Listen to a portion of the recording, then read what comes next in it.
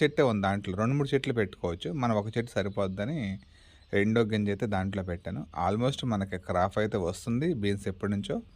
So, ఉన్న గింజలు గూడా ఇంకొంచెం మళ్ళీ మనం ఉన్న స్టోరేజ్ చేసుకొని నెక్స్ట్ ఇయర్‌కి అయి పని చేయవండి. పని చేస్తాయో పోతాయో తెలీదు.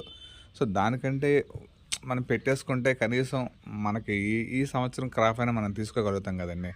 సో, నెక్స్ట్ ఇయర్ కోసం మనం స్టోరేజెస్ పెట్టుకుంటే అది పని చేస్తే పని చేయదు. అట్లా చాలా విత్తనాలు మన దగ్గర బీర, పొట్ల, సొర ఇలాంటి గింజలన్నీ కూడా మనం లాస్ట్ ఇయర్ స్టోరేజ్ చేసుకున్నయన్నీ కూడా వేరే వాళ్ళు ఇచ్చినవన్నీ కూడా చాలా వరకు జనరేషన్ అవ్వలేదు.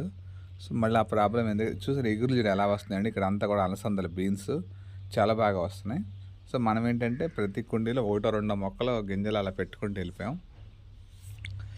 సో, ఇక్కడొచ్చేసి మిర్చి అండి. ఇదంతా కూడా మనం బ్లాక్ కవర్‌లో పెట్టాము. ఇప్పుడు స్టార్ట్ అవుతుంది. ఇది 1 మంత్ బ్యాక్ వీడియో కాబట్టి మీకేంటంటే ఇప్పుడు ప్రెజెంట్ చెట్టయితే బుషీగా చాలా బాగా వచ్చింది.